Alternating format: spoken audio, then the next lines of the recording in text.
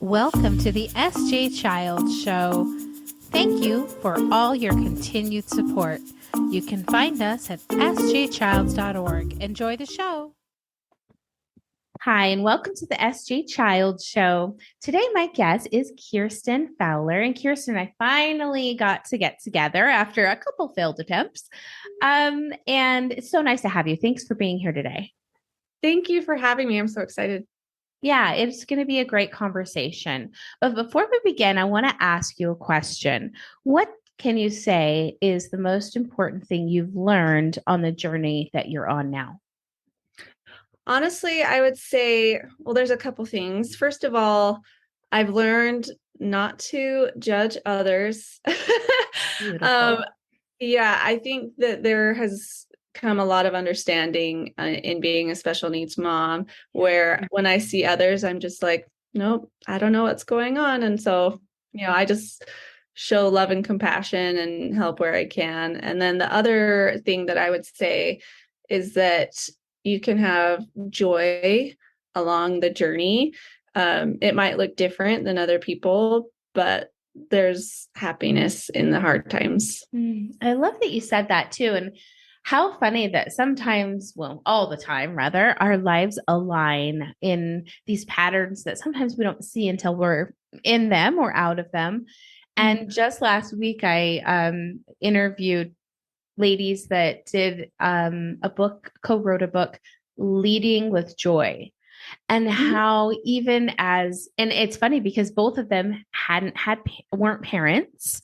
And I am like full parent talk all the time, yes. Always talking about stuff. And so it was so interesting though, how much business and parenting really coexist almost. There's a lot to be said with leadership and example roles and things like that are the same for parenting. And so I just think it's funny now that you had said, finding joy in those hard times. And one thing that they had said was really stepping back into your own center yourself. Like you said, once you don't judge others, or, you have so much on your own plate. You don't have time to think about what the neighbors are doing, heaven's sakes. Right. Yeah. And bless their hearts that they even talk to you because you get out of the house once in a while, right? Yeah. Oh, yeah. Good neighbors out there. But it is so important that we find those times of joy so that we can, settle in those moments and realize, okay, things might be hard right now, but I have all of these other things to be grateful for. Or, wow, today was really hard, but there was this one moment where I was at the store and they smiled instead of, grumbled at me when my child had a meltdown. Yeah. Small things. So tell us about yourself and your story and, introduction about that. All right. So I live in Utah with my husband and 4 kids. And my oldest child is Millie, and she does not have Fragile X or any special needs. And then I have the 3 youngest who all have Fragile X syndrome. My son is also diagnosed with autism. So they're very similar. They have behavioral issues and learning disabilities and things like that. So it's an adventure. But I, in my book that I just wrote, Family, Faith, and Fragile X, I talk about my journey about learning that I am a carrier of this genetic, disability, and then my journey through telling my husband and coping with learning about the diagnoses. And, I touch on a lot of different things in my book just to show other people what it's like in a parent's life, raising special needs kids, and the hard things and the good things. And, but we have a lot of fun together. I absolutely adore my kids. We have our tough times, but overall, we just take it one day at a time and, see where it leads us. So that's kind of us in a nutshell. I love that. And it's so important too that we can show these anecdotal experiences. I think there's so much value to learn from them for so many families that struggle with making a connection, feeling isolated, that they're going through this alone, not understanding that it's more or less commonly known, and spoken about. Yeah. That's why, we're here today, is to shine more light on important things, and children that have to go through these types of challenges need support from more than just their family. They need Mm. support in their community. And, that's what we need to educate them for, so that they can start to offer that. Yeah. The community and family is so important to success and joy, like in family life in general, but especially when you have special needs children. I've been really blessed not only with great family members, but also really great neighbors and people in my church congregation that have supported us and just been so helpful and kind and loving. And I know that not everybody gets that. And so, hi. Okay. Can you get me some chips? Okay, I'm going to be done with this podcast. So why don't you go down and rest, and I'll be there in just a little bit. I love it. Real life. I love him. It is. My husband had to go to work today. So I was just like, yep, I'm on my own here. Hey, when you he got comes it. in, he comes in. Yep. Oh my goodness. I totally And get he's that. just so sweet, He doesn't, yeah. And he Yeah, used to be so excited to say hi to everyone. But now 150 like interviews normal. later, he's like, mom's just talking to someone. I can't hear anything because my headphones are on. Oh yeah. Yeah, it reminds me of my son. He just does his thing, Absolutely. But anyway, yeah. I forgot what I was saying. I know. Sorry. I know that happened. Squirrel. Told you that. So, oh my goodness.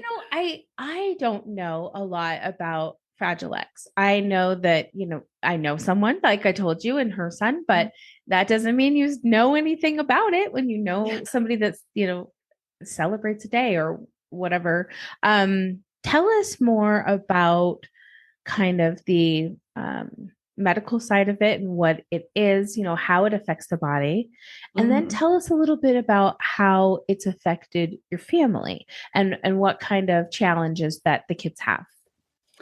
Yeah, so Fragile X is basically they don't get a certain protein. It's the FMR1 protein that helps them to function appropriately. And it's on the X chromosome, which is why it's called Fragile X. And I won't get into the genetics of it, but there's a lot of different things that they experience. There's physical features that they have, actually. Some of them are a pronounced forehead, larger ears, a long face. And then there's also a lot of behavioral issues, especially with boys. The males tend to be a little bit more affected just because they have that X and Y chromosomes. And so the only X they have to rely on is the affected X. Hopefully that makes sense. Whereas like with girls, they have two X's. And so they at least have one other one to rely on. Wow. I mean, that's incredible information. So educating. Like I'm on. It gets kind of crazy. Yeah.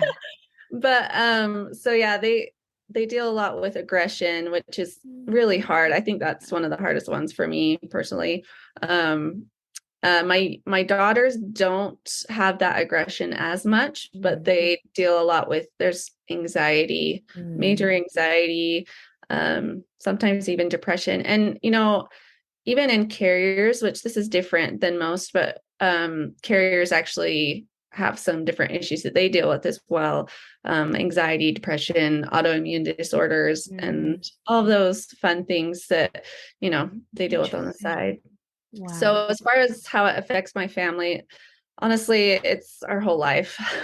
I know that some people say like, well, Fragile X doesn't define you, or, but I'm like, I kind of feel like it does, and that's okay. My whole life. It's your story, right? Yeah. And I love that you said that, because it's not about other people, and those people are just judging, so they're not on the same higher Yeah. path that you are, my dear. Yeah, Yeah. they just haven't got, they don't have that compassion and empathy to be able to say, this isn't what you deal with on a daily basis, but I Mhm. challenge you to learn more, right? And Yeah. no one ever needs to be like put down or said that this isn't that. Just Oh, get yeah. some more education and then come back Right. to me and we'll have a better discussion. So important. Yeah, definitely get more of that understanding Yeah. for sure. Yeah, definitely. We have a quote we say, and that is a little bit of knowledge turns fear into understanding. And, So good. that's same with us. Why I wrote children's books was to help the children in my neighborhood understand the differences and the unique qualities that my children have and how they can be better peers and support them with that understanding and have compassion for that. Oh yeah, I think that's so important when people actually understand and know what's going on and how to, approach it. They're not so scared and they understand and it just changes things. Yeah. So yeah, I definitely agree with that. Yeah. So when you guys go out and do family things, what kind of ways do you prepare for that as far as like, I know we have to prepare things in our home, children and Oh yeah. everything. What kind of steps do you take? Um, honestly, with my son Isaac, he is almost 10 years old, and we've gotten to a point where we don't go out very often with him. Mhm. Let's just be honest. Yeah. So usually we have a caregiver that comes and is with him, and but as far as like when we do go out, we usually have to have him in a wheelchair. We have a wheelchair for him, not because he can't walk, he can walk, but Yeah. he runs away and he gets into danger and he hurts other people. And so we use the wheelchair as kind of a safety measure for everybody. And we talk about what's happening, like, okay, we are going to do this and then we're going to do this, and you have to kind of tell them what's coming. But Yeah. it's kind of tricky because sometimes if you tell the kids too early, the anxiety starts coming, Yes. or they start like asking every 5 seconds, like, Are are we we gonna gonna go? go? Are Are we we gonna gonna go? go? And like Yeah. my daughter just started like Yes. crying because I told her to get ready for something, but then we waited for, I don't know, 10 minutes or something, and she couldn't handle it because she's like, no, I'm ready to go now. Yeah. And so it's kind of this hard balance where you have to be like, okay, you have to tell them, but at a certain time, you kind of have to read them and feel it out. Trial and error. But yeah, yeah, and I know that picture schedules help a lot with different people. It helps with my girls, not so much with my son. So they're all just different. It's Yeah. funny because even though they have the same diagnosis, or even others like that have autism, like they're all really So different. different. There's Yes. similarities, but just like all kids, they have their differences Yeah. and their individuals.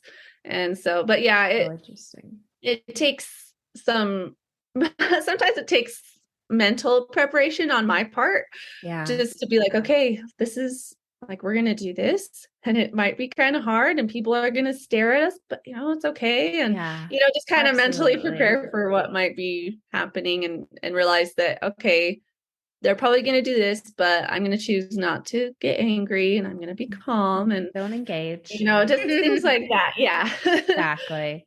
Oh, So I completely agree. My mind just had like four things that I wanted to say and it melted all into one. So now my mind is muddled. But yeah, going in public has been a little bit more difficult for us too. Oh, that's where I was going. Yay, I remembered my thoughts.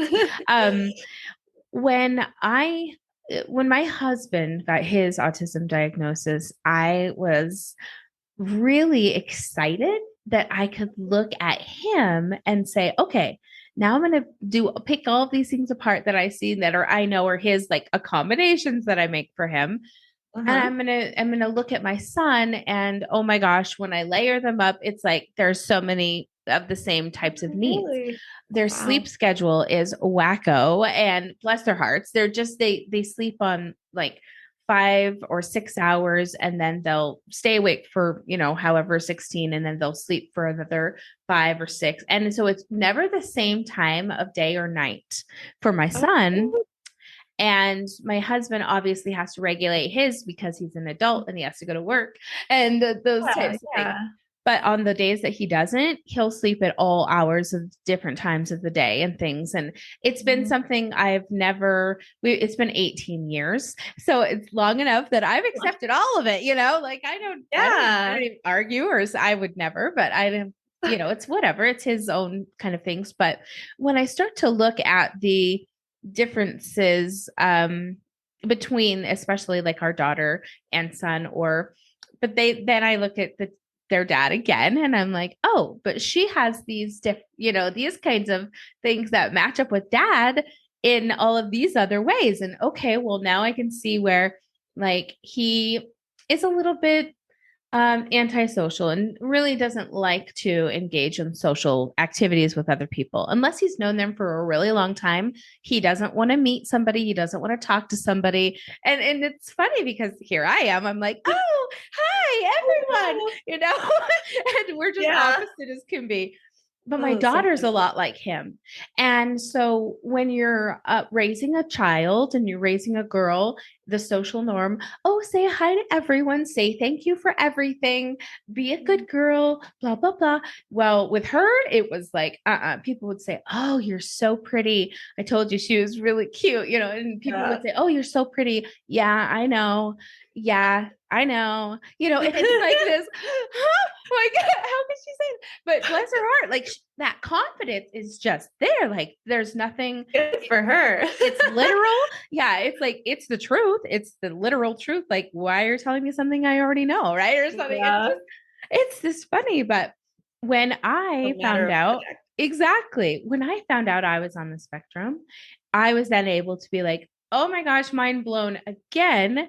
And look at my children. What are the things that I struggled with? What are the things that were my, now that I'm, 45 and I find out what happened in my childhood that maybe they could have recognized were signs of autism at the time, but they didn't have that knowledge, or the society didn't as a whole, especially in girls. And so it's so interesting. It gives me this greater sense of patience and greater, like almost experience to say, okay, I know that the sounds of this, the sounds of that, like really, really hurt my ears and bother me. And so when my son has these reactions, like I can be so compassionate about that and not like, oh, judge the environment or whatever it is. Like I can just be completely understanding of those things.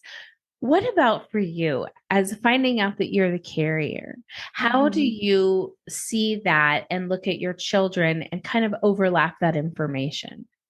Yeah, I'm so glad you brought that up because I totally agree. As a carrier, I deal with things with like anxiety and different sensory issues as well. And so I feel like my compassion and understanding for my children is greater, and I'm able to help them better. Yeah. It's interesting to see, because my husband doesn't deal with, those same things. And so it's harder for him to understand in that particular area. And so then I can kind of step in and say, okay, well, I understand what they're going through and I know why this is bothering them. Yeah. So let's, and then I can kind of talk them through it or help them through it in any way. And yeah, it really is, it's a curse and a blessing, really, to have these issues, but then you understand your kids more. And so, yeah, it's a blessing. Absolutely. And when you figure out ways as an adult, because you have a lot more resources as an adult to be able to self-strategize ways to get through, anxiety and things. After the show, I'll have to tell you my getting over anxiety story so that you can hear this interesting way that and I'll have to share it again on another. And now everybody's like, what is it? What's this? But yeah, right.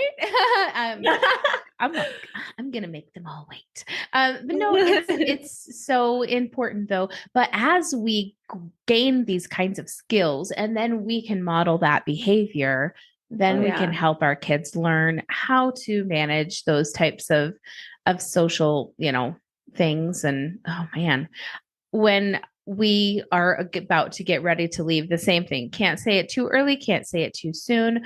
Do you guys have any like safety IDs or things like that that you use to help you in the community?